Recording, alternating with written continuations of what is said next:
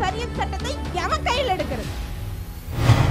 நிர்வாணமா நடக்கக்கூடிய நாட்டுல எவனாவது ஒருத்தன் கோவணம் கட்டிட்டு போனா கோவணம் கட்டவன பைத்தியக்காரன்னு சொல்லுவான். உங்களுடைய முதலை கண்ணீர் எங்களுக்கு தேவையில்லை.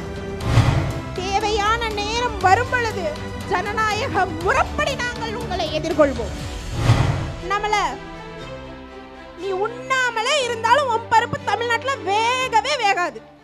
பாசிச பிஜேபி சனாதன கொள்கையின் குறைமாத குழந்தைகள் டெல்லியில் நடந்த விவசாய போராட்டம், ஜார்க்கண்ட் கலவரம், மதுரை தொடர் குண்டுவெடிப்பு, கோவை கொலை வழக்கு, ஏன் வெகுஜன போராட்டமாக மாறிய ஜல்லிக்கட்டு போராட்டம் என என்ன இந்தியாவில் நடந்தாலும் அமித்ஷா முதல் அர்ஜுன் சம்பத் வரை பழி சுமத்துவது Popular Front of India, Popular Front of India. யாரு கண்டா நாளைக்கு அவன் வீட்டு பாத்ரூம்ல தண்ணி வரலன்னா, சாப்பாட்டுல உப்பு இல்லைன்னா, தின்ன சோறு செரிமானம் ஆகலைன்னா எல்லாத்துக்கும் காரணம் பாப்புலர் ஃப்ரண்ட் தான் சொல்லுவான். ஏன்னா இது அவன் நம் மீது வச்சிருக்கக்கூடிய கோபத்தினுடைய வெளிப்பாடு கிடையாது. அவர்களுக்கு நம் மீது அல்லாஹ்வினால் ஏற்படுத்தப்பட்ட ஒரு அச்சத்தினுடைய வெளிப்பாடு. அல்லாஹ் தஆலா சொல்றான் தன்னுடைய திருமறையில 8ஆம் அத்தியாயத்துல 60ஆம் வசனத்துல அல்லாஹ் தஆலா அழகாக சொல்லி காட்டுறான், உங்களால் இயன்ற அளவு பலத்தையும் போர் குதிரைகளையும் நீங்கள் என்ன செய்யுங்க, உங்களுடைய எதிரிகளுக்கு எதிராக நீங்கள் தயார்படுத்தி வைத்துக் கொள்ளுங்கள். எதுக்காக தெரியுமா? அது அல்லாஹ்வினுடைய எதிரியையும் உங்களுடைய எதிரியையும் அவர்கள் அல்லாத மற்றவர்களையும் அச்சுறுத்தல் ஏற்படுத்தும். அப்படி நீங்கள் செய்யக்கூடிய அந்த விஷயம் உங்களுடைய எதிரி யார் என்பதை நீங்கள் உணர்ந்திருக்க மாட்டீர்கள். அல்லாஹ் தெளிவாக உணர்ந்திருப்பான். நீங்கள் அவன் மார்க்கத்திற்காக செய்யவிடக்கூடிய ஒவ்வொரு விஷயமும், அது உங்களுடைய பொருளாதாரமாக இருக்கலாம், உங்களுடைய நேரமாக இருக்கலாம், உங்களுடைய உழைப்பாக இருக்கலாம், எதுவுமே வீணாகாது. நாளை என்னிடம் என்ன செய்யப்படும், அதற்கான நற்கூலி உங்களுக்காக சித்தப்படுத்தி வைக்கப்பட்டுள்ளது. அல்லாஹ்வினுடைய வாக்கு. அல்லாஹ் நம்மளுக்கு எதிராக செயல்படக்கூடிய எந்த ஒரு அணுவாக இருந்தாலும் அவனுக்காக அனைத்தையும் தியாகம் செய்து தெருவில் இறங்கக்கூடிய நமக்கு நம் மீது அவர்களுக்கு ஏற்படுத்தக்கூடிய ஒரு அச்சத்தின் வெளிப்பாடு தான் NDTVல இருந்து லோக்கல்ல இருக்கக்கூடிய, தமிழ்நாட்டில் இருக்கக்கூடிய, கோயம்புத்தூர்ல இருக்கக்கூடிய லோக்கல் சேனல்ஸ்ல வரையும், சோஷியல் மீடியா சேனல் வரையும், உலகத்தில் இந்தியாவில் எந்த பிரச்சனை நடந்தாலும் பிஜேபி RSS குண்டர்கள் சொல்றது பாப்புலர் ஃப்ரண்ட். ஏன்னா 30,000 மட்டுமே இருக்கக்கூடிய நம்மளுடைய பல வரலாற்றுகளுக்கு முன்னாடி, நான் எல்லா வரலாற்றையும் எடுக்க விரும்பலை, ஒரு சில விஷயங்களை மட்டும் நான் சொல்கிறேன். 30,000 வெறும் இஸ்லாமிய படையினரை கொண்டு 2 லட்சத்துக்கும் மேற்பட்ட எதிரிகளை வெட்டி வீழ்த்திய, அதுலேயும் ஹிந்தா அபு சுஃபியானுடைய மனைவியா இருந்தாங்க. அவங்க இஸ்லாத்தை ஏற்கறதுக்கு முன்னாடி எந்த அளவுக்கு அவங்க கொண்ட கொள்கையில உறுதியா இருந்தாங்களோ அதே அளவுக்கு இஸ்லாத்தை ஏற்றதுக்கு அப்புறமும் எர்முக் போர்ல ஹாலித் பின் வாலிதினுடைய படை தளபதியாக இருந்த சமயத்துல இதே ஹிந்தா இஸ்லாத்தை ஏற்றதுக்கு பிறகு அந்த படைக்கு பெண் கூட்டத்திற்கு தளபதியாக நியமிக்கப்பட்டார். அவருக்கு வழங்கிய ஒரு கட்டளை என்ன அப்படின்னு சொன்னா, போரில் புதமொழி இடக்கூடியவங்களுக்கு நீங்கள் திருப்பி அவங்களை அறிவுறுத்தி அனுப்பணும்னு. அவருடைய கணவர், சொந்த கணவர், போரில் எதிரிகளினுடைய அந்த மிகப்பெரிய பிரம்மாண்ட படையை கண்டு அஞ்சி ஓடி வர்றான். அபு சுஃபியான் ஓடி வரக்கூடிய நேரத்தில் ஹிந்தா என்ன செஞ்சாங்க தெரியுமா? முன்னாடி போனாங்க. முன்னாடி போய் அவனுடைய குதிரையினுடைய தலையிலேயே, ஹிந்தா ரலியல்லாஹு அன்ஹா அவருடைய குதிரையினுடைய தலையிலேயே அடிச்சு, என்ன நினைச்சிட்டு நீ திரும்பி வர? இஸ்லாத்திற்கு எதிராக உன்னுடைய குதிரையும் உன்னுடைய கால்களும் எவ்வளவு பலமாக நின்றது. இன்னைக்கு இஸ்லாத்திற்காக உன்னுடைய கால்களும் உன்னுடைய குதிரையும் வலுவிழந்துருச்சா? திரும்பி செல் போருக்குன்னு சொன்னாங்க. அவங்க கொடுத்த உத்வேகம் அந்த போரில் அபு சுஃபியான் போரிட்டு தன்னுடைய கண்ணையும் இழந்து திரும்பினார். அப்போ இப்படிப்பட்ட உத்வேகத்திற்கு சொந்தக்காரர்கள் நாம், இப்படிப்பட்ட வரலாற்று சிறப்புமிக்கவர்கள் நாம். வரலாறே இல்லாத மூடர்கள் நம் முன்னாடி நிற்கிறாங்க. அவன் எவ்வளோ பெரிய ஆயுதம் வச்சிருந்தாலோ நம்ம கையில் என்ன இருக்கு? ஈமானும் குர்ஆனும் இருக்கு. பெண்கள் இல்லாத எந்த புரட்சியும் வெற்றி பெற்றது இல்லை. அது எல்லா புரட்சியும், எகிப்து புரட்சியிலிருந்து எல்லா புரட்சியுமே, பெண்கள் இல்லாத எந்த புரட்சியும் வெற்றி பெற்றதில்லை. பெண்களால் ஏற்படுத்தப்பட்ட எந்த புரட்சியும் தோல்வி அடைந்ததும் இல்லை. இது நன்கு உணர்ந்ததுதான் இஸ்லாம். சரிக்கு சமமான நன்மைகளையும் சரிக்கு சமமான இபாதத் உரிமைகளையும் இஸ்லாம் பெண்களுக்கு வழங்கியிருக்கு. அதற்கு இணங்க இன்றைக்கு பாப்புலர் ஃப்ரண்ட் தன்னுடைய வெகுஜன போராட்டங்களாகட்டும் அனைத்து போராட்டங்கள்லையும் பெண்களுக்கு மிகப்பெரிய பங்கை கொடுத்துட்ருக்காங்க.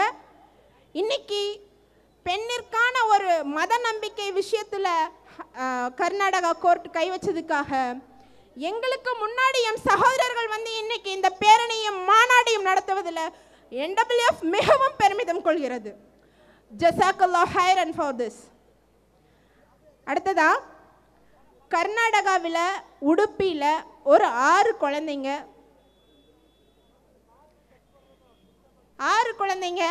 தன்னுடைய ஹிஜாப் விஷயத்துக்காக புறக்கணிக்கப்பட்டு வெளியில் தள்ளினாங்க.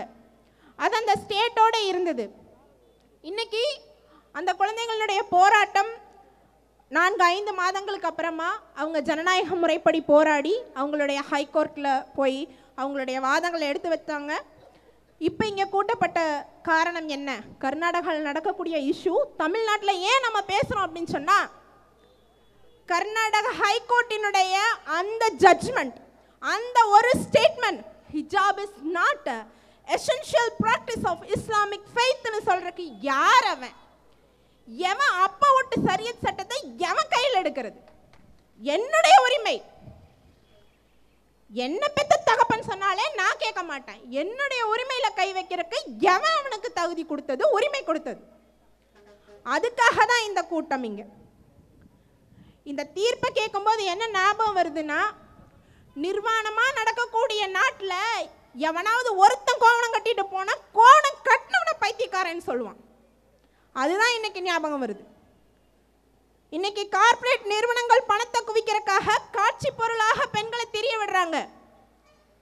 என்னுடைய உடலை மறைக்கிறதுக்கு எனக்கு உரிமை இருக்குன்னு சொல்லி முஹம்மது நபி ஸல்லல்லாஹு அலைஹி வஸல்லமினுடைய காலத்திலேயே பெண்களுக்கான உரிமையை மீட்டுக் கொடுத்த மார்க்கம் இஸ்லாமிய மார்க்கம். உங்களுடைய முதலை கண்ணீர் எங்களுக்கு தேவையில்லை. அரசாங்கத்தை முதல்ல ஒழுங்கா நடத்துங்க. நாட்டில் இத்தனை பிரச்சனை நடந்துட்டு இருக்கு. நம்ம நாட்டு தலைவர் காஷ்மீர் ஃபைல்ஸுக்கு ஃப்ரீ அட்வர்டைஸ்மெண்ட் வேலையை பார்த்துட்டு இருக்காரு. மிஸ்டர் மோடி, உங்களுடைய திரைக்கதைக்கான அட்வர்டைஸ்மெண்ட்டை நீங்க இன்னைக்கு இங்க பண்ணிட்டு இருக்கீங்க. உங்களோட ஸ்கிரீன் பிளேவை விட நிஜப்படத்தை நாங்க என்னைக்கோ குஜராத்ல உங்களுடைய ஜெனோசைடு துவக்கத்தில் நாங்க பார்த்துட்டோம். நீங்க நினைக்கக்கூடிய அந்த இனப்படுகொலை ஒருபோதும் இங்க நடக்காது. தாழ்த்தப்பட்ட மக்களினுடைய கல்வி, உரிமை, பாதுகாப்பு போன்றவற்றை உறுதிப்படுத்துறது தான் ஒரு சரியான அரசு. அரசாங்கத்தை நடத்த தெரியலன்னா இங்க அழகான முறையில் ஒரு பேரணியும் ஆர்ப்பாட்டத்தையும் எந்த ஒரு சலசலப்பும் இல்லாம நடத்திட்டு இருக்காங்க. உங்களுடைய பிஜேபி சங் பரிவார கூட்டங்கள் இது மாதிரி ஒரு கூட்டத்தை நடத்த முடியுமா? ஃபர்ஸ்ட் உங்களுடைய கூட்டங்களையும் தெருமுனை பிரச்சாரங்களையும் எப்படி நடத்தணும்னு எங்களுடைய பிஎஃப்ஐ சகோதரர்கள்ட்ட வந்து பாடம் கத்துட்டு போங்க முதல்ல. இன்னைக்கு சச்சார் அறிக்கைக்கு பிறகு 2006 6.7% இஸ்லாமிய மாணவர்கள் சேர்க்கை இருந்தது. 2018 13.5% உயர்ந்திருக்கு. இன்னைக்கு ஹிஜாப் அரசியலை கையில் எடுத்திருக்கான். சோசியல் மீடியாவில் பெண்களுக்கு எதிராக நீ என்ன செய்யற? பதிவுகளை போடுற. உன்னுடைய கூட்டம் எப்படி வளர்த்திட்டு இருக்கு தெரியுமா? உன்னுடைய பெண்கள் கூட்டத்தை பஜ்ரங் தள்ல ஒருத்தி சொல்றா, உடுப்பியில் இருக்கக்கூடிய அந்த 6 குழந்தைகளை உன்னுடைய வீட்டில் பள்ளிக்கு செல்லக்கூடிய மாணவிகள் இல்லையா? எங்களுக்கு 1 மணி நேரம் அவகாசம் கொடுங்க கவர்மெண்ட். நாங்கள் அந்த 6 பேர்த்தோட 6000 பெண்களை வெட்டி வீழ்த்திட்டு வர்றோம். எங்கள்கிட்ட வாள் இருக்கு. திப்பு சுல்தானின் வாளை கையில் எழுந்தியவர்கள் நாங்கள். அல்லாஹ்வினுடைய கட்டளை கிணங்க எங்களுடைய போர் குதிரைகளும் எங்களுடைய பலமும் உங்களுக்கு எதிராக நாங்கள் தயார்படுத்தி வைத்துக் கொண்டிருக்கிறோம். இன்ஷா அல்லாஹ் தேவையான நேரம் வரும் பொழுது ஜனநாயக முறைப்படி நாங்கள் உங்களை எதிர்கொள்வோம். நீங்க நினைக்கக்கூடிய உங்களுடைய ஜெனோசைடோ அல்லது மியான்மரில் நீங்கள் கோஷ்னியா முஸ்லீம்கள் ரோஹிங்கியா முஸ்லீம்களை படுகொலை செய்தீங்களோ அதே மாதிரி, அல்லது சைனா, கோஸ்னியா, செசனியா, பாலஸ்தீன் அங்கெல்லாம் எப்படி இஸ்லாமிய மக்கள் ஒடுக்கப்படுறாங்களோ அது மாதிரியெல்லாம் எங்கேயும் ஒடுக்கலான்னு கனவுலையும் கண்டாதீங்க. நம்ம இந்தியாவில் இருந்து தமிழ்நாட்டுக்கு வருவோம். சென்ட்ரல் கவர்மெண்ட்டுக்கு ஆட்சி எப்படி நடத்தணும்னு கற்றுக் கொடுக்க வேண்டிய வேலை நிறைய இருக்குது. அதுக்கு முன்னாடி தத்து பிள்ளைகள் நிறைய பேர் இன்னைக்கு களத்தில் இறங்கியிருக்காங்க. பிஜேபியினுடைய மாநில தலைவர் சொல்றாரு, அண்ணாமலை நீ உண்ணாமலே இருந்தாலும் உன் பருப்பு தமிழ்நாட்டில் வேகவே வேகாது. ஏன் தெரியுமா? மனுஸ்மிருதியில நீ முளைவரி கேட்டு வந்தப்போ முளையவே அறுத்து கொட்ட தமிழச்சியினுடைய வாரிசுகள் நாங்கள். இஸ்லாமியர்களுடைய வீரம் செறிந்த ரத்தமும் எங்கள் உடல்ல இருக்கு. புளிய மரத்தில் அடிச்சு துரத்தின தமிழச்சியினுடைய ரத்தமும் எங்களுடைய உடல்ல இருக்கு.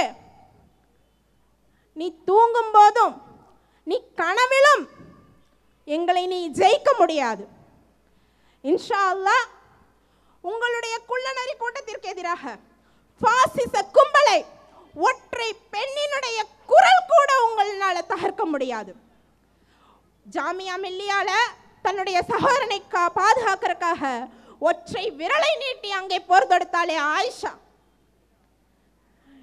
தன்னுடைய முதியாத வயதிலையும் நீ இந்த நாட்டு பிரஜை இல்லைன்னு சொல்லி ஒதுக்கும் போது சிஏஏ என்ஆர்சியின் போராட்டத்தில் என்னுடைய பல்கிஸ் தாதி அங்கே நின்று துவங்கினாலே ஒரு ஷாஹின்பாக்.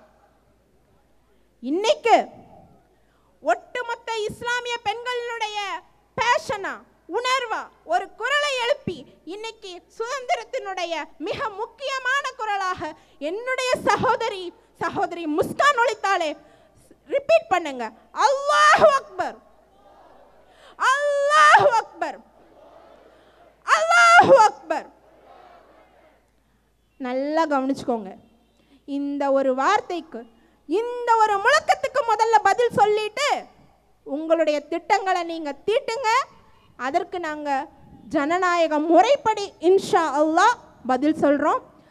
பாப்புலர் ஃப்ரண்டினுடைய இது போன்ற எல்லா களங்களிலும் நேஷனல் விமென்ஸ் ஃப்ரண்ட் கைகோர்த்து துணையாக நிற்கும் என்றும் உங்களுக்கு உத்வேகம் அளிக்கக்கூடிய பெண்களாகவும் இன்ஷா அல்லாஹ் அல்லாஹ்வின் சித்தப்படி நாங்கள் இருப்போம்.